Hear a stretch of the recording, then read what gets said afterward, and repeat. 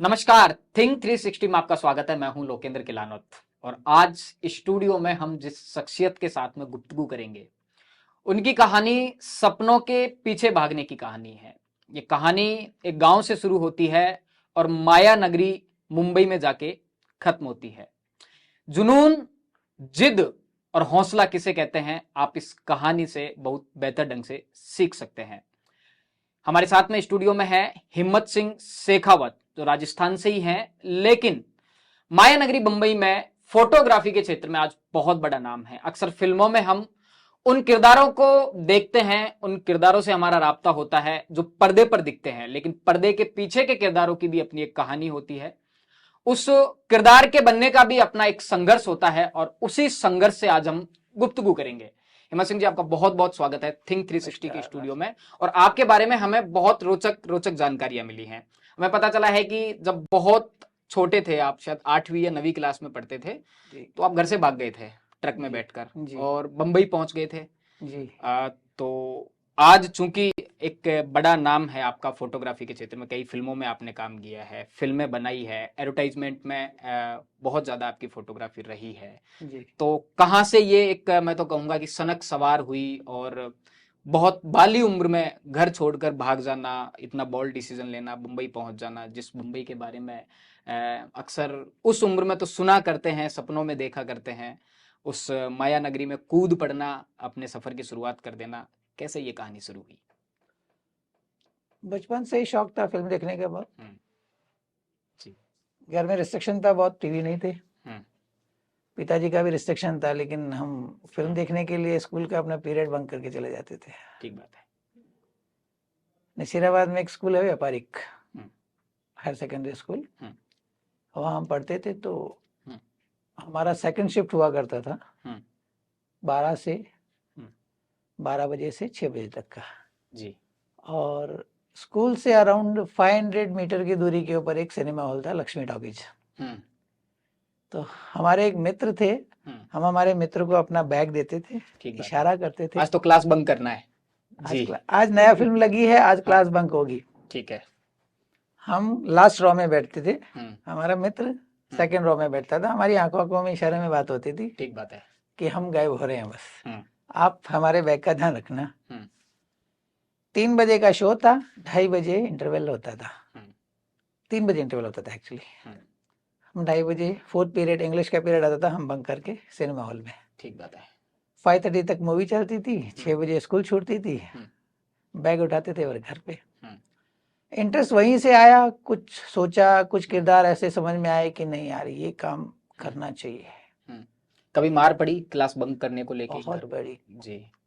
Film Nasirabad में कुछ theatre ऐसे थे, एक ही थिएटर था दिन में चलता था, बाकी नाइट में चलते थे।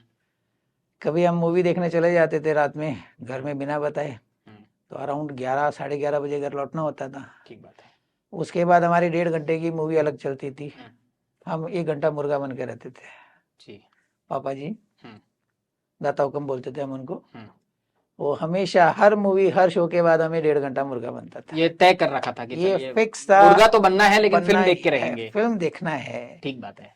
मतलब 1 हफ्ते 4 दिन उसका क्रेज रहता था, 6ठे दिन फिल्म चेंज हो जाती थी, तो वापिस वही, और फिर मुर्गा बनना होता, फिर मुर्गा बनना होता था। ठीक बात है। तो वो मुर्गा बनने और फिल्म तो बंबई जाने की फिर कैसे ठान ली कि अब थिएटर में फिल्में नहीं देखनी, थिएटर करना है? हाँ, नहीं, अब फिल्म बनानी है। ठीक बात है। थिएटर नहीं, अब फिल्म बनानी है, और उसको कैसे बनती है ये सीखना है। तो ये फिर आपका बम्बई जाने की वो कहानी बताइए, कौन सी क्लास में आप पढ़ते थे? मैं 8th क्लास में था, अराउंड 1986 की बात है। ऐसे ही हमारे बड़े भ्राताश्री हैं जो नेवी में रिक्रूट हो गए थे, जॉब कर रहे थे, तो उनका मिलिट्री का वारंट हमारे हाथ लग गया जी। तो हम उसे लेकर के सीधे ट्रेन में बैठ गए। डर था नहीं, वो लेके हम बॉम्बे पहुंच गए। अब वहां पहुंचने के बाद हमें पता चला कि भाई साहब तो सेलिंग पे गए हुए हैं नहीं। एक दिन हमने मुंबई में गुजारा वहां पे, फिर बोला कि ऐसे तो काम चलेगा नहीं। हम रिटर्न आ गए वापस 86 में। बट मुंबई की झलक उसी दिन हमारे दिल में बैठ गई थी कि नहीं, वापस आना जम गया, आना यही शहर है, में आना यही है, आना यही है। वापिस आए तो फिर वापिस वही मुर्गा बनना, डांट पड़नी। पता चल गया घर वालों को? हाँ, कहाँ गया कि है भाई? लड़का बम्बई जाके आया? क्योंकि वो वारंट घर पे नहीं था, हम्म, तो समझ में आ गया कि वो गया, हम्म, बॉम्बे गया। ठीक है। वहां से वापस आए, वही सब हुआ। हम्म, फिर हमने वापस अपनी पढ़ाई वढ़ाई चालू रखी, लेकिन मन तो हमारा मुंबई में रह गया था। हम्म, वहां से तो हम कभी छूट ही नहीं पाए थे। ठीक बात है। तो फिर हमें मौका मिला बाद में, फिर हमारे भाई की तरफ से हमें ऑफर मिला कि हम्म, हमने उसके बीच में यहाँ पे थोड़ा काम वाम शुरू कर लिया था। हमने एक हम्म, स्कूल 9th में छोड़ दी थी, करे क्या कुछ। हम्म, तो हमने एक जगह कुछ गन्ने के जूस पे गन्ना जूस भी बेचा है। ठीक है। 2 महीना हमने ट्रक के ऊपर एज ए खलासी काम भी किया है। हम्म, ट्रक पे गए तो फिर परिवार को लगा कि प्रॉब्लम होगी अभी, हम्म, ये थोड़ा आउटलाइन चला जाएगा।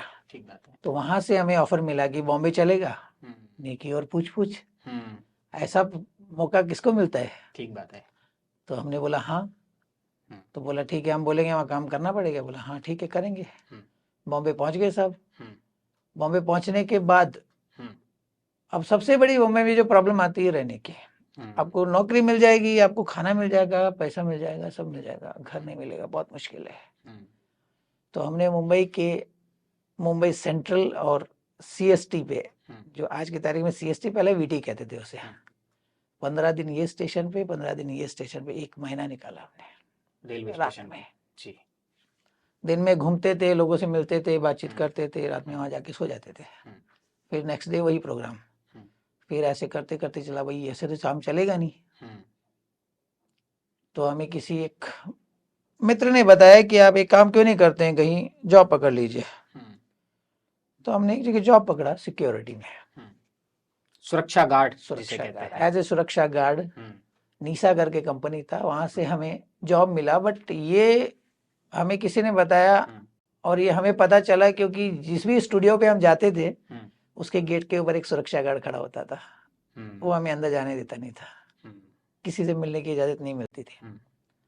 तो क्यों नहीं इनके जैसे एक नौकरी पकड़ी जाए तो हमारे हाथ में रहेंगे, जो भी आने जाने वाले हमारी परमिशन से अंदर जाएंगे। तो ये सोचती उसके पीछे, तो हमें पहली पोस्टिंग में हमें उठा के गुजरात भेज दिया गया। गुजरात आए तो बम्बई के लिए थे? आए बम्बई के लिए, गुजरात भेज दिया गया। तो गुजरात में हमारा मन नहीं लगा भाई, दिमाग खराब हो गया। 1 महीना हमने उसमें भी वीकेंड पे छुट्टी होता, बॉम्बे पहुंच जाते थे रात को, वापी में रहते हम। उसके बाद हमने क्लियर बोल दिया कंपनी को कि बॉस गुजरात हम नहीं रहेंगे, आपको रखना है रखो, अदरवाइज नहीं रखेंगे। तो फिर उन्हें हमें फिर दूसरी जगह बॉम्बे में जॉब दिया, बट नॉट जो हमारी मंजिल थी वहां हम नहीं पहुंच पा रहे थे। मंजिल अभी भी कहीं ना कहीं दूर थी। हमें कहीं कॉर्पोरेट में भेज दिया गया, ब्लू स्टार करके कंपनी था, वहां हमें भेज दिया गया। वहां हमने बहुत अच्छा किया, बहुत मामला जम नहीं पा रहा था। फिर भी हमारी कंपनी हमें स्टूडियो में नहीं भेज रही थी कहीं पे भी। बोलते नहीं यार, ये साइट आपने बहुत अच्छे से हैंडल की है। एक जगह थी blue star limited company, air condition बनाते हैं, वहां हम गए थे तो सुरक्षा कर्मी बन के थे। बट वहां के मैनेजमेंट को हम लोग ने इस तरह से इम्प्रेस किया कि उन्होंने हमें प्रमोट करके सुपरवाइजर रखा वहां पे। ठीक बात है। ये सब हुआ, फिर भी नहीं हुआ कुछ, तो फिर हमने जुगाड़ लगाया किसी से। उसी कंपनी के अंदर एक सीनियर वकील थे वज्रनी करके, उनसे एक लेटर लिखवाया प्रकाश मेहरा साहब को। प्रकाश मेहरा साहब के पास वो लेटर लेके पहुंचे हम। तो वहां पहुंचने के बाद भी उन्होंने बोला बेटा करना क्या चाहते हो तुम? अब हम एक डायरेक्टर से मिल रहे हैं और उनसे बोल रहे हैं कि हमको सिनेमेटोग्राफर बनना है। क्या बात है। डायरेक्टर से ये बोल रहे हैं, वो बोल रहे हैं ठीक है तुमको एक्टिंग करना है किसी फिल्म में, हम सेट कर देते हैं आपको। उनकी ऑन फ्लोर थी बाल ब्रह्मचारी फिल्म। ठीक बात है। बोला नहीं साहब हमको कैमरे के पीछे करना है। तो बोला वो आप कैमरामैन से मिलिए, हमसे क्यों मिल रहे फिर? जी। तो मैंने कहा सर डायरेक्ट लिंक नहीं है हमारे, तो आप अगर रिकमेंड करेंगे तो हम डेफिनेटली मिलेंगे। ये आपकी प्रकाश मेहरा से बातचीत? प्रकाश मेहरा साहब से बातचीत थी। इतने आसानी से मिल जाते थे डायरेक्टर प्रोड्यूसर? नहीं, बहुत मुश्किल से। हमें रिकमेंडेशन लेटर के बाद भी 7 चक्कर लगाने के बाद उनको 8वें 9वें चक्कर में वो उनसे मुलाकात रूबरू हो पाए, और वो भी एकदम से चलते चलते बात हुई उनसे। उन्होंने अपने असिस्टेंट को बोला देख लेना ये हमारे मिलने वाले के थ्रू आए हैं, ऐसा है वैसा है। रेफरेंस सिर्फ इतना होता था कि आपको ऑफिस में एंट्री मिल जाती थी, ठीक है, आपको जॉब मिल जाएगा, ये कोई गारंटी वो आपको योग्यता से मिलता है। वो आपको योग्यता से मिलता है उसे। तो आपने प्रकाश मेहरा को कहा कि मुझे कैमरे के पीछे काम करना है। ठीक है। ठीक है, उनके सेट पे जाने लगे शूटिंग पे, लेकिन कैमरामैन से जब तक कैमरामैन अपने पास नहीं रखेगा कैमरे को कोई छूने देगा नहीं हमें, है। तो उनकी फिल्म के 2-3 शेड्यूल अटेंड किए हमने, नहीं हो पाया, कुछ सेटिंग नहीं हो पा रही थी। फिर वापस हम वहां से निकले। तब तक कैमरा चलाना आता था? नहीं आता था, कुछ नहीं आता था कैमरे के बारे में, हम्म। जीरो थे हम एकदम।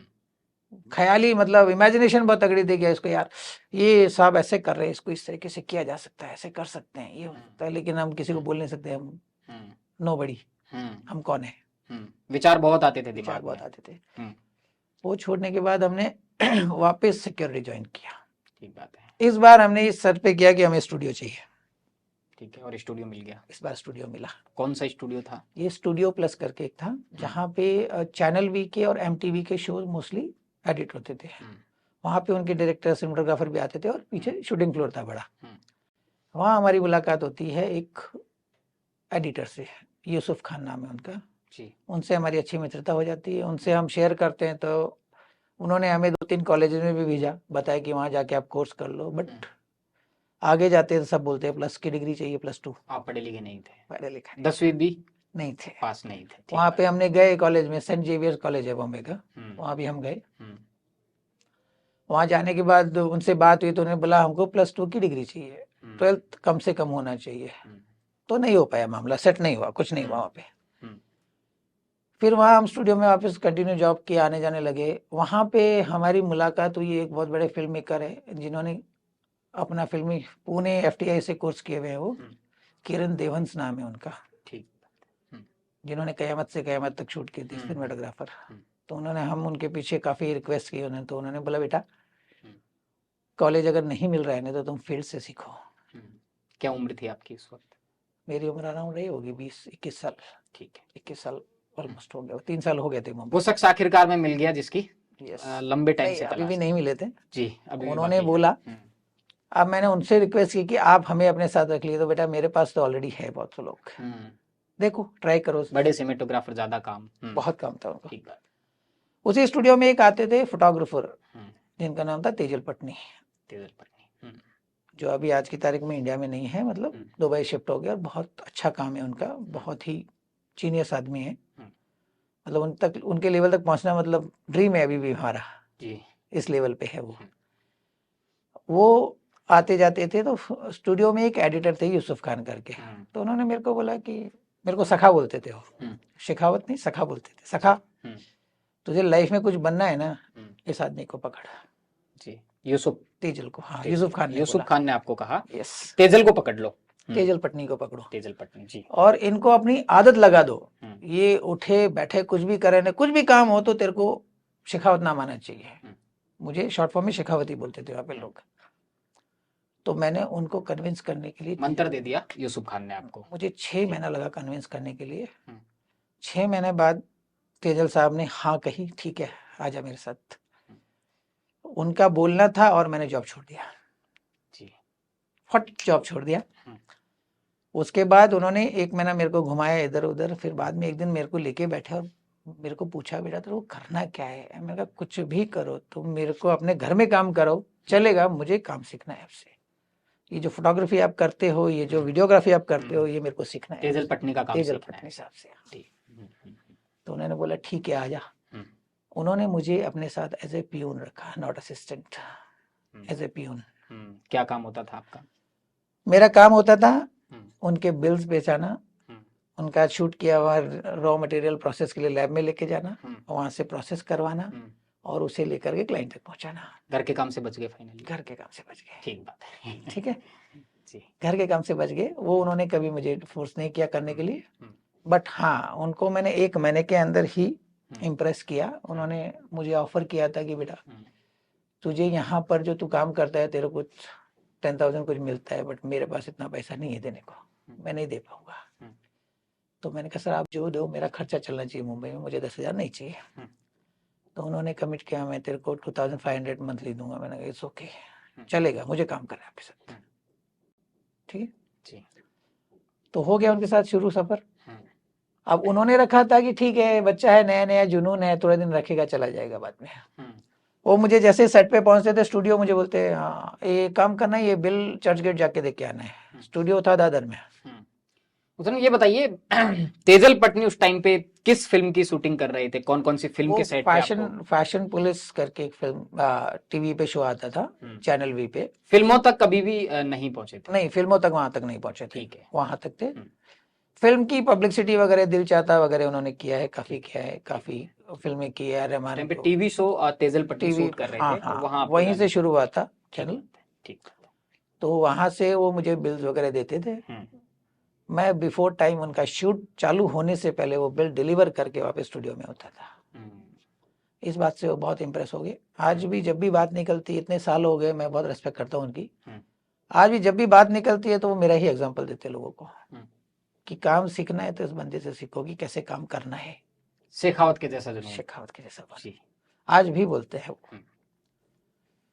तो उनसे बात हुई, फिर उन्होंने धीरे धीरे मुझे बोला कि बेटा तू रोल, वो टाइम में डिजिटल कैमरे नहीं हुआ करते थे, फिल्म रोल लोड होता था 36 फ्रेम, 35 फॉर्मेट में, 120 फॉर्मेट में 10 फ्रेम आते थे। तब तक कुछ काम समझ आने लगा था, कैमरा कैसा चलता है, कैसे कैमरा दिखता था, स्टैंड पे कैसे लगता है, वो लगाना मैंने फ्रेम कैसे बनाया जाता है, वो सब मैंने चालू कर दिया था। बट सर को नहीं पता था कि कैसे क्या करता है बिहाइंड। अच्छा, सर को पता होता कि फला स्टूडियो में शूट है तो उनसे 1 घंटा पहले पहुंचता था मैं, वो लाइट वेट सब सेट करके, कैमरा ट्राइपॉड वगैरह लगा करके, कैमरा उनका खुद का था तो वो लेके आते थे सर। तो तब तक उनको पता चल गया था कि इसको इंटरेस्ट है, ये सीखेगा काम। तो धीरे धीरे उन्होंने मेरे को आगे बढ़ाया, रोल लोड करने दिखाया, ये सब किया। बट बोलते हैं ना कि नियति को शायद ये मंजूर नहीं था। 3 महीने बाद ही वो दुबई शिफ्ट हो गए यहाँ से। हम वापस बेरोजगार, कोई काम नहीं है। फिर उनसे दुबई में बात होती है, हमने पासपोर्ट भी बनाया वो दुबई जाने के लिए। तो उन्होंने बोला ठीक है आजा। फिर एक दिन वापस उन्होंने वही सेम सेशन लिया मेरे को बैठा करके कि दुबई तो क्यों आना चाहते हैं। मैंने काम सीखना है। तो बोला दुबई में कुछ काम नहीं होता है, यहाँ तक कवर रहेगी लड़कियां, यहाँ तक रहेगा, वो पोर्ट्रेट शूट करके तो कुछ नहीं सीख पाएगा, बेटर है तू अच्छा काम करे। तब तक मैंने अपने दम पे फोटोग्राफी चालू कर दी थी। ठीक बात है, ये 2000 की बात है। कैमरा आ गया था आपके पास? कैमरा आ गया था, अपना नहीं था, लोगों से मैं लेता था, जो फोटोग्राफर थे उनसे बोरो करता था, उधार में लेते, उधार बोलते ना जिसे, विदाउट मनी। उतना नहीं था वहाँ पे कि पैसा हो सके। तो वहां से फिर मैंने कुछ अपने दम पे शूट किए। हमें वहां पे एक उनके मित्र मिल गए थे, तेजल के मित्र, जो राजस्थान से ही है, राज मिस्त्री नाम से हैं जी। तो उन्होंने अपने स्टूडियो में मुझे थोड़ा टाइम के लिए रखा, 1 साल के लिए। मुझे बोला आप मेरे साथ आ जाओ असिस्टेंट बन के, तुम लाइफ टाइम मेरे साथ रहो। उनका एक वर्ड था, लाइफ टाइम मेरे साथ रहो। तो मैंने उनको यही बोला था, सर आप बोलेंगे जब तक रहूंगा, बट लाइफ टाइम नहीं रह सकता, मेरी मंजिल कुछ और है, मुझे कुछ और करना है। तो बात से इम्प्रेस हुए, उन्होंने बोला ठीक है। बट स्टूडियो मैंने ज्वाइन तभी किया एक शर्त पे कि मुझे मेरा काम करने के लिए टाइम लग चाहिए। मैं स्टूडियो में साइड शूट करूंगा, रात में करूं, आपका काम खत्म होने के बाद करूं, कैसे करूं मैं करूंगा। उन्होंने एग्री किया। ठीक है, वो स्टूडियो से मेरा फोटोग्राफी का सफर स्टार्ट हुआ। कौन सा स्टूडियो था? 35mm। अच्छा, 35mm करके। किस तरह के शूट करता था? फोटोग्राफी होती थी, मैगजीन के एडवर्टीजमेंट और ये सब होते थे। हम लोग ने वो टाइम नई नई स्कूटी आई थी आई थिंक होंडा की, उसका पूरा कैंपेन किया था शूट वहाँ पे। मैंने तब शुरू किया था कुछ पोर्ट्रेट शूट करके, मैं डायरेक्ट मिला टाइम्स ऑफ इंडिया को, फेमिना मैगजीन का। एक टाइम ऐसा था 2000 से लेके 2001 तक पूरा फेमिना के एडिटोरियल पिक्चर सब मैं ही छापता था जी, freelancer, not in house. In house photographer था उनका, वहां से वो लोग मेरे को कॉन्सेप्ट देते थे, मैं उनको शूट करके देता था। उसके बाद मैंने फेमिना शूट किया है, न्यू वुमेन शूट किया मैगजीन के लिए, काफी किया है। ये करते करते इस बीच में फिर मेरी मुलाकात प्रसाद नाइक से हुई, जो तेजल के साथ, प्रसाद नाइक आज की तारीख में बहुत बड़ा नाम है फोटोग्राफी में। उनसे मुलाकात हुई। मुलाकात उनसे पहले हो चुकी थी क्योंकि वो भी तेजल के असिस्टेंट थे, तेजल पटनी के। बट हाँ, इस दौरान उनसे मिलना जुलना, मेरा ऐसा था कि मैं बैठता नहीं था फ्री घर पे कभी भी, आज इसके पास कल उसके पास। तो वो फोटोग्राफर साहब से फिर मैंने उनको बोला कि मैं भी आता हूँ आपके शूट। बोला हाँ जा, मतलब विदाउट, वहां से कोई लेना देना नहीं था, कोई मनी का कोई बात नहीं था हमारा, सिर्फ काम देखना, उनके शूट पे जाना, सीखना। तो उनके साथ चलते चलते सफर चालू हुआ। इस बीच मुझे एक ऑफर आया राम गोपाल वर्मा की फिल्म का जी, भूत का। भूत अजय देवगन और मुल्ला मेहतोडकर की फिल्म थी। उसका ऑफर आया कि आप शूट करोगे क्या, स्टिल नॉट सिनेमेटोग्राफी, फोटोग्राफी के लिए। ठीक है, मैंने एग्री किया। राम गोपाल वर्मा वो टाइम बहुत फेमस थे एकदम से, और उनका स्टाइल जो था मेरे को बहुत पसंद था। उनके साथ काम किया। इसी दौरान फिर एक बार एक ऑफर आया देवानंद साहब के यहाँ से, एक फिल्म बन रही थी राम गोपाल वर्मा की जो आपने फिल्म फोटोग्राफी की, उसके बारे में थोड़ा सा बताइए। हाँ, उसमें फोटोग्राफी आ गई। अब वो फिल्म आप देखोगे आज तो भी, उसमें एक शॉट है जहाँ पे कॉरिडोर में उर्मिला और अजय का एक पोर्ट्रेट लगा हुआ है, वो मेरा ही शूट किया हुआ है जी। तो वो फिल्म में थ्रू आउट 3-4 बार आपको दिखेगा वो उस टाइम है, और उसका रनिंग कंटिन्यूटी और ये सब मेरा ही किया हुआ है। सपने धीरे धीरे सच हो रहे थे, सच हो फिल्मों रहे में थे काम धीरे मिलने धीरे। लगा। यस यस, धीरे धीरे लग रहा था हाँ मंजिल की तरफ बढ़ रहे हैं। बट ये 2 फिल्म करने के टाइम मुझे ऐसा फील हुआ थोड़ा कि आप आज हम फोटोग्राफी कर रहे हैं, कल मैं असिस्टेंट बन जाऊंगा, बट प्रोड्यूसर कौन होगा फिल्म का, पैसा कौन लगाएगा, ठीक बात है, फाइनेंस इज बिग डील। तो इस दौरान हमारे दिमाग में आया कि क्यों ना स्विच किया जाए थोड़ा टाइम के लिए। हमने फिल्म को स्विच किया, देवानंद साहब के साथ काम किया, स्विच किया एडवर्टाइजिंग के। देवानंद की कौन सी फिल्म थी? लव एट टाइम स्क्वायर थी। उसमें हमने उनके लिए स्टिल्स किए थे, अदनान सामी के, और उनके सब फोटोग्राफी की थी। फिल्म में भी है, एक उनका गाना था कुछ, उसमें सलमान खान और देवानंद साहब के साथ वो शूट किया था। स्पेशली किया था उसके लिए, से ज़्यादा लंबा पूरा फिल्म नहीं किया था मैंने। वो करने के बाद फिर लगा कि नहीं, यहाँ तो हम कुछ बना नहीं पाएंगे, पैसा बनाना जरूरी है। शहर में रहने के लिए रिक्वायर है सबसे पहले मनी, घर और ये सब चीज़ें। तो वहाँ हमने फिर स्विच किया एडवर्टाइजिंग की तरफ। तो यहाँ हमारी हेल्प की हमारे मित्र थे, और गुरु भी बोल सकते हो, प्रसाद नायक ने। उन्होंने हमसे बातचीत चल रही थी, अच्छे दोस्त थे, तो उन्होंने बोला कि वहाँ कुछ तेरा नहीं हो रहा, तो वापस आ जाए, एक बार एडवर्टाइजिंग में काम कर, थोड़ा अपना स्टेबल हो जाए, सिटी के अंदर रहने के लिए घर बना ले, कुछ बात नहीं, उसके बाद में फिर वापस स्विच करना।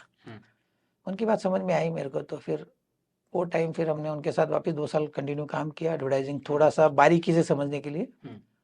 2006 के बाद हमने कंटिन्यू एडवर्टाइजिंग में काम किया, जिसमें मैं महेंद्र सिंह धोनी, युवराज सिंह, और ये अपने 3 इडियट के डायरेक्टर है राजकुमार हिरानी साहब, इनसे भी मिला उस दौरान में।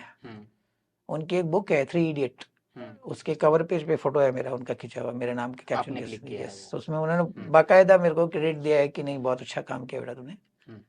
उनसे मुलाकात हुई, वो किया। उसके बाद धीरे धीरे एडवर्टाइजिंग करते करते मैंने मल्टीनेशनल कंपनियों के लिए काम किया एडवर्टाइजिंग में, बहुत सारा काम किया। जैसे एक स्टे फ्री के लिए काम किया मैंने, ओनिडा का पूरा कैंपेन मेरा था, ओनिडा टीवी था वो टाइम, बहुत हाइप पे था। एलजी के लिए मैंने काम किया है। इवन तहलका करके एक मैगजीन था, उसका स्पेशल फोटोग्राफर था। तहलका के बारे में थोड़ा सा बताइए, खोजी पत्रकारिता के लिए जो तहलका का हाँ, वहां से मेरे को किस तरह की फोटोग्राफी की आपने? किसी स्टिंग में आपने फोटोग्राफी नहीं, की? स्टिंग में नहीं गए। उन लोगों का ऑफर आता था कि हमको रियल जर्नलिज्म चाहिए, रियल फोटोग्राफी है, फोटोग्राफर बहुत है बॉम्बे में। बोला हमने एक बार तहलका के लिए प्रसून जोशी करके, जो अभी सेंसर बोर्ड के चेयरमैन है, प्रसून जोशी, उनकी फोटोग्राफी की थी। मुझे फोन आया था कि ऐसा ऐसा कुछ फोटो तहलका को भेजना है। तो एज ए राइटर, वो राइटर थे, उन्होंने कॉन्सेप्ट समझाया उन्होंने मेरे को कि एज ए राइटर मेरे को एक पिक्चर चाहिए कोई अच्छी। तो उनके ऑफिस में मैंने जाकर के कुछ शूट किए, कुछ 15-20 पोर्ट्रेट उनके शूट किए, तो उनको बहुत पसंद आए। वो फोटोग्राफ तहलका को ट्रांसफर हुए प्रिंटिंग के लिए। तो तहलका से शोमा करके एक एडिटर थे वहाँ पे, तो उन्होंने मेरे को फिर कांटेक्ट किया कि हम शोभा डे को शूट कर रहे हैं, उनका इंटरव्यू कर रहे हैं, आप आइए, हमें आपके स्टाइल में कुछ फोटोग्राफी चाहिए।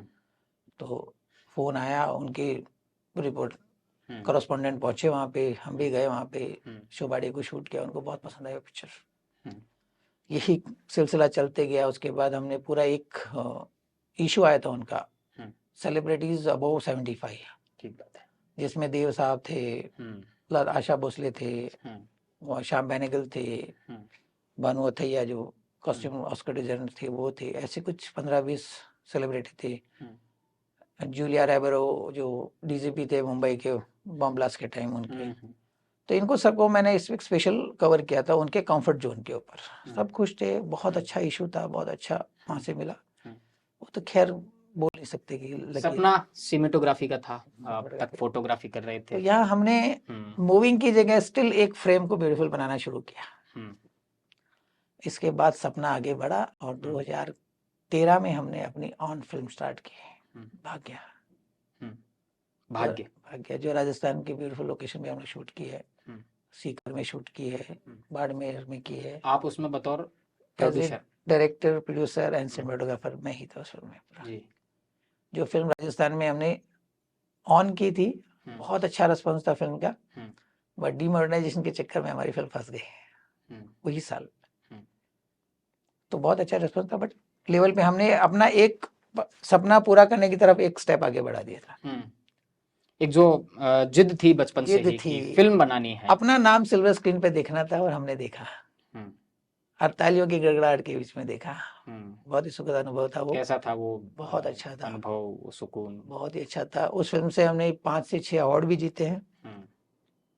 अपना रिफ जो राजस्थान का होता है वो जीता है बेस्ट स्क्रीन प्ले।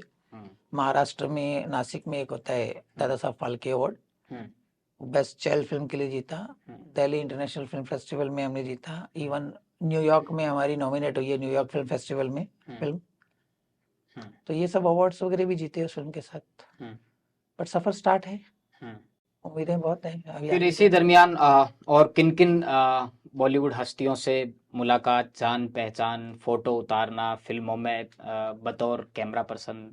बॉलीवुड तो काफी कुछ किया है, लोगों के साथ किया है। अभी रिसेंटली की अगर बात करूँ तो अभी विजय वर्मा के साथ काम किया हमने एको इंश्योरेंस के लिए। इसके पहले अब ये सब जो लेजेंडरी है उनसे सबसे मिल चुका हूँ। बातचीत जैकी श्रॉफ साहब के साथ बातचीत चल रही थी एक फिल्म के लिए, बट कोविड आ गया तो थोड़ा सा ड्रॉप हो गया आइडिया। नेक्स्ट मूवी अभी बहुत जल्द स्टार्ट करने जाएंगे। मूवी आपको बॉलीवुड में जो पर्दे के सामने के किरदार होते हैं उनको देश देखता है, उनको दुनिया देखती है, एक बड़ा फेम होता है, डायरेक्टर भी पहचान बना लेते हैं। लेकिन जो इन सारी घटनाओं को कैमरे के पीछे से कैद करते हैं, जो कैमरे के पीछे के किरदार होते हैं, जो किरदार मेरे साथ स्टूडियो में बैठा हुआ है, उनकी जिंदगी कैसी होती है, उनका स्ट्रगल कैसा होता है, उन्हें किस तरह से बॉलीवुड में देखा जाता है, उसके बारे में थोड़ा सा बताइए। नहीं, रेस्पेक्ट बहुत है, रेस्पेक्ट बहुत है, बट उस पोजीशन तक पहुंचने के लिए बहुत स्ट्रगल है। और हर दिन हर प्रोजेक्ट में अपने आप को प्रूव करना पड़ता है, तब आगे बढ़ते हैं। ऐसा नहीं कि हमारी एक फिल्म हिट हो गई तो हम सुपरस्टार हो गए, हमें काम की कमी नहीं है, ये नहीं, लेकिन अगली फिल्म में आपको उतनी ही मेहनत करनी है, उससे डबल मेहनत करनी है आपको, तब जाकर के वो फिल्म बन पाएगी आपकी। तो कैमरे के पीछे के जो किरदार हैं उनका भी एक लंबा पूरा संघर्ष होता है, बहुत बड़ा संघर्ष होता क्या लगता है कि उस शहर में, इतने बड़े शहर में, करोड़ों लोगों के शहर में, उन लोगों को भी कोई पहचान मिल पाती है? उन लोगों को भी क्या पहचाना जाता है? बहुत, जैसे कि आपने तेजल पटनी का नाम बताया कि उनकी अपनी जगह एक अलग रेस्पेक्ट थी, तो उस दिशा में अब क्या लग रहा है कि दिलीप सिंह शेखावत आगे बढ़ रहे हैं? हिम्मत सिंह शेखावत जरूर बढ़ रहे हैं। उस शहर में जिस दिन मैंने उस शहर में एंटर किया था, उस दिन मुझे एक आदमी नहीं जानता था। आज की तारीख में अपने काम के दम पे या अपने उसके दम पे कम से कम आज 10 लाख लोग जानते हैं मुझे मुंबई में। सदी के महानायक अमिताभ बच्चन को कहा जाता है, उनकी आपने कोई फोटो उतारी है, उनसे कोई मुलाकात? था, बहुत अच्छी मुलाकात थी उनकी। एक बहुत ही अच्छी पब्लिक वेलफेयर की कैंपेन थी पोलियो के ऊपर, 2 बूंद जिंदगी। ठीक बात है। इसके लिए मुझे मौका मिला था उन्हें शूट करने का फिल्म के साथ। ये हो गया, थोड़ा टाइम हो गया, लेकिन वो टाइम मेरा उनसे डायरेक्ट पहली बार मुलाकात हुई थी।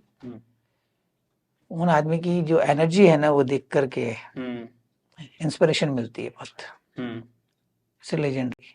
अब क्या लगता है कि बॉलीवुड में ऐसा कोई काम, किसी डायरेक्टर के साथ काम करने का सपना, किसी प्रोड्यूसर के साथ, किसी अभिनेता के साथ, कि ये काम शायद अभी बाकी रह गया है? काम तो बहुत बाकी है, नहीं काम बहुत बाकी है। जैसे कि अनुराग कश्यप बहुत नए जमाने के क्रिएटिव डायरेक्टर माने जाते हैं। वो बहुत अच्छा, उनका टेस्ट है, बहुत कुछ अच्छा है, बट मेरा टेस्ट थोड़ा सा राजकुमार हिरानी की तरफ जाता है। राजकुमार हिरानी आपके फेवरेट डायरेक्टर है? फेवरेट डायरेक्टर है, और मैं चाहूंगा कि अगर मुझे मौका मिले तो मैं 100% उनके साथ काम करना चाहूंगा। अभी तक मौका मिला आपको 3 इडियट्स में, जैसे आपने? नहीं, मैं कोशिश नहीं किया। उसके बाद बताऊं सिंपल सा, कि उनकी फिल्म चल रही है, बट मैं 2-3 बार कोशिश किया जाने का, बट वो मिल नहीं पाए, बहुत बिजी थे, बाहर थे, कहाँ थे। कोशिश जारी है, देखते हैं किस दिन हमारी तकदीर जगती है। बम्बई के बारे में कहा जाता है कि जो एक बार मेहनत कर लेता है उसके ऊपर पैसों की बरसात हो जाती है। फोटोग्राफर को लेकर किस तरह की बातें हैं, कितना पैसा है? मुंबई पसीना मांगती है, जो जितना पसीना बहाएगा उतना आगे जाएगा। मुंबई मेहनत मांगती है। लोग बोलते हैं नहीं माया नगरी है, चलो हो जाएगा, जाते ही तो आपको कुछ नहीं मिलेगा, कुछ नहीं मिलेगा। आप ये तक भूल जाओगे कि आप हो कौन। जिस दिन आप अपने आप को भूल गए उस दिन आपको मुंबई बनाना शुरू करेगी। जी, ये कहानी है मुंबई की। आप तो आप प्रोडक्शन की जो लाइन है उसमें भी आ चुके हैं। अभी क्या काम प्रोड्यूस किया, एक फिल्म किया प्रोड्यूस, अभी एक दूसरा वेब सीरीज का काम चल रहा है, बहुत जल्दी आएगी। 2-3 वेरियस ऐप के साथ चालू है काम, ठीक है। साइड बाय साइड एडवर्टाइजिंग भी चल रही है, सब कुछ चल रहा है। बट हाँ, एस्टेब्लिश हो गया, शहर ने दिया, वो शहर में अपना एक मुकाम बन गया है, घर बन गया है, बढ़िया लाइफ है, सुकून है जिंदगी में कि हाँ जो सोच के निकले थे सपने, वो सपने साकार होने की। गांव से शुरू हुआ सफर अग्रसर है। याद आता है कभी मुर्गा बनना, मार खाना, ट्रक में बैठ के बम्बई पहुंच जाना, घर वालों को चकमा देकर पहुंच जाना, बस पिता की याद आती है तब आते हैं। बम्बई में हर एक आदमी की इसी तरह की कहानियां हैं, बहुत से अभिनेताओं की इस तरह की कहानियां हैं, अभिनेत्रियों की। क्या लगता है कि जो ऐसे सिरफिरे लोग होते हैं जिन्होंने इस तरह की रिस्क ली है, उन्हीं को मुंबई अपनी गोद में बिठाती है? नहीं, ऐसा नहीं है कुछ। मेहनत मांगती है मुंबई, सिर्फ मेहनत किसी भी वे में की जाए, किसी भी वे में की जाए। आप आज शुरू करेंगे, आपको लगता है कि नहीं आज हमने शुरू किया और कल हमें कुछ मिल जाए, तो पॉसिबल नहीं है। कि एक बच्चा पहली से लेके 10वीं तक पढ़ता है, तब जाके उसे 10वीं की सर्टिफिकेट मिलती है, 10 साल लगते हैं। आप डायरेक्ट जा करके बोलोगे नहीं हम सीख के आए हैं, हमें लिखना आता है, हमें शूट करना आता है, कैसे आता है आप दिखाइए, करके दिखाइए, ठीक बात है, तब जाकर के आपको मिलेगा ना वो। तो ये कहानी है हिम्मत सिंह शेखावत की, जिनका सफर एक गांव से शुरू हुआ। आपने जैसा कि सुना, बचपन में फिल्में देखने का शौक था, उस शौक के कारण हर बार घर वालों से मुर्गा बनना होता था। एक ऐसी जिद थी, एक ऐसी सनक थी कि नहीं, इसी शहर में जाके अपना एक मुकाम हासिल करना है। और बंबई को लेकर एक बड़ा राज खुला कि इस शहर में केवल पर्दे पर दिखने वाले लोगों की ही पहचान नहीं होती, जो कैमरे के पीछे के किरदार होते हैं उन लोगों को भी अपना एक मुकाम मिलता है, उन लोगों को भी अपनी एक इज्जत मिलती है। इसी तरह के तमाम किस्से, कहानी और अपडेट जानने के लिए जुड़े रहिए थिंक 360 के साथ। बहुत बहुत धन्यवाद।